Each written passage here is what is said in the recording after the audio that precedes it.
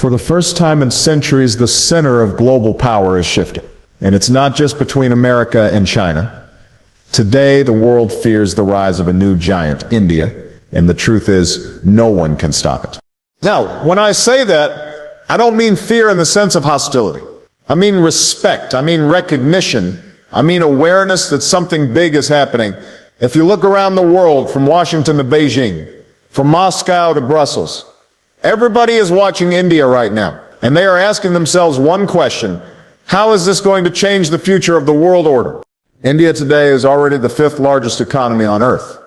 Not long ago, it was behind Britain, the very country that once ruled over it. But now India has moved ahead, and if growth continues at the current pace, if India can sustain 6 to 7% GDP growth year after year, by 2030 it is expected to become the 3rd largest economy, behind only the United States and China. That is an extraordinary achievement for a nation that was once considered a poor developing country.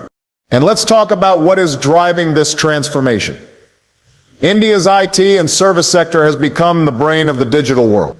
When you pick up your phone, when a company in America or Europe needs software, there is a good chance that somebody in Bengaluru, or Hyderabad or Pune is behind that code.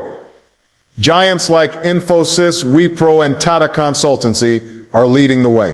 At the same time, manufacturing is beginning to shift. As costs rise in China, as global companies worry about over-reliance on Beijing, they are looking toward India.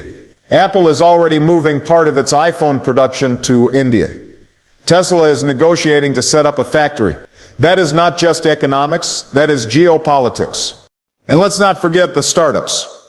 India now has the 3rd largest startup ecosystem in the world, after the US and China. Every year, new unicorns are born in fintech, edtech, healthcare, and green energy. And behind this is a growing middle class, hundreds of millions of people entering the consumer economy, buying cars, smartphones, homes. Global companies cannot ignore that kind of market. Now, numbers are important, but the real story of India is not just in its GDP, it's in its people.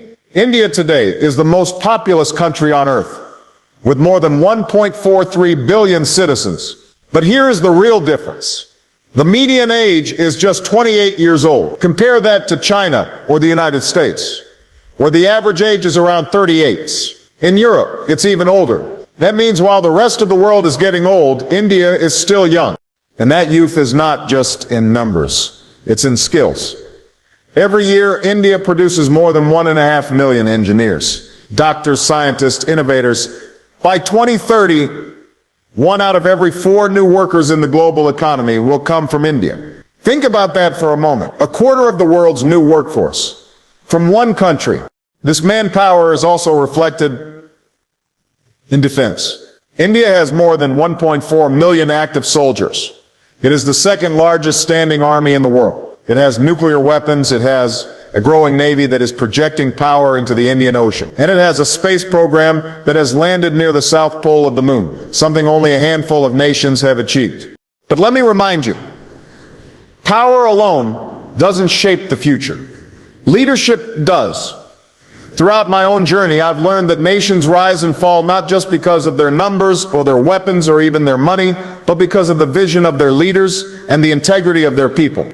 That is why I put together a book called The Leadership Blueprint. It's not just for presidents or prime ministers. It's for teachers, entrepreneurs, community leaders, anyone who wants to learn how to build vision, communicate with impact, and lead with integrity. Whether you're in Delhi, Washington, or Nairobi, leadership is the one force that can truly change your destiny. Now, let's talk about diplomacy, because this is where India has surprised the world.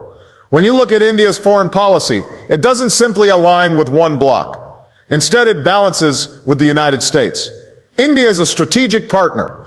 It is part of the Quad, along with Japan and Australia, working to secure the Indo-Pacific and counter China's growing influence. India has signed defense deals with Washington worth billions of dollars. At the same time, India maintains deep ties with Russia. It buys more than 40% of its military hardware from Moscow. And since the Ukraine war, it has become one of the largest buyers of discounted Russian oil.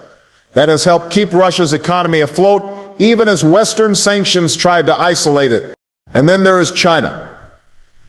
Relations are tense. There are border clashes along the Himalayas. There is competition for influence in Asia, in Africa, in the Indian Ocean. But at the same time, China is India's second largest trading partner. That is a complicated relationship, rivalry and partnership in the same breath. India also has strong ties with the Gulf states for energy security and with Africa, where it is investing in infrastructure, healthcare, and technology.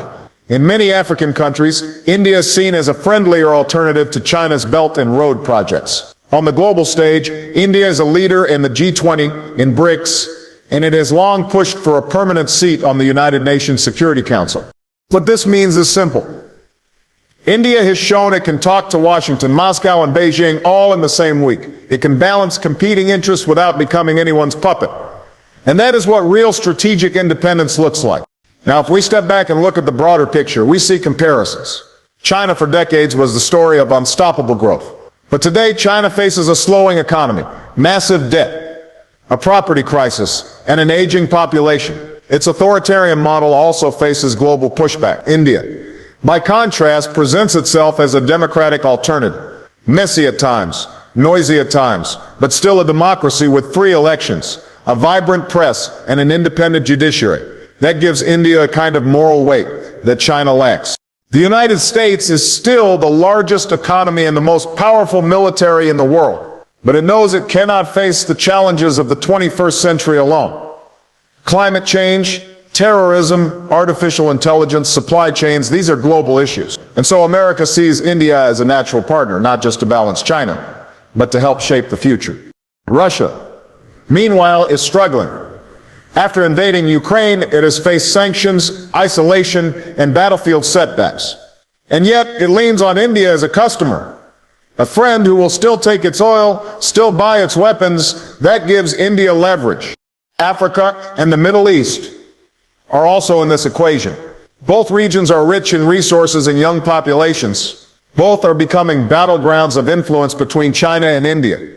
The Gulf is critical for India's energy, and Africa is where India is investing in trade, education, and technology.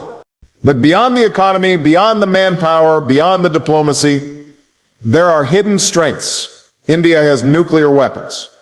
It has a space program that is now respected worldwide. Chandrayaan-3 was not just a scientific achievement.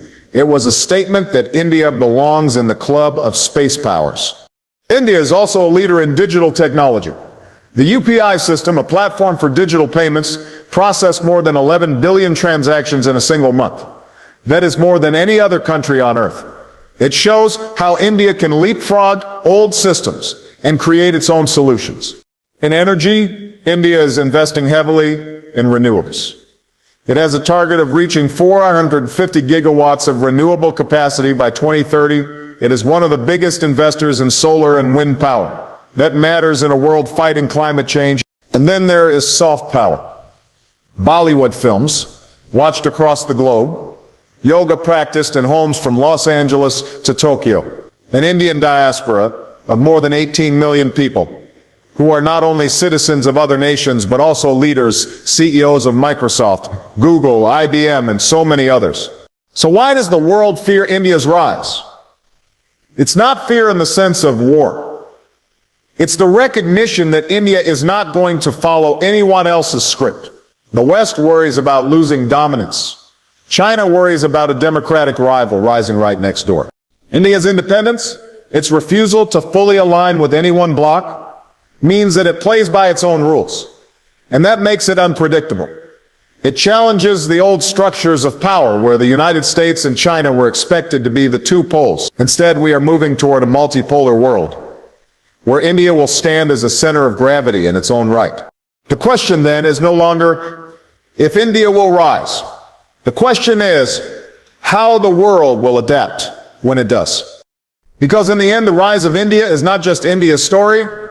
It is a story about how billions of people with resilience and determination can reshape the world. And it is a story that teaches us all. If you want to change your destiny, you must learn to lead. That is the lesson. That is the truth. And that is why the world is watching India now.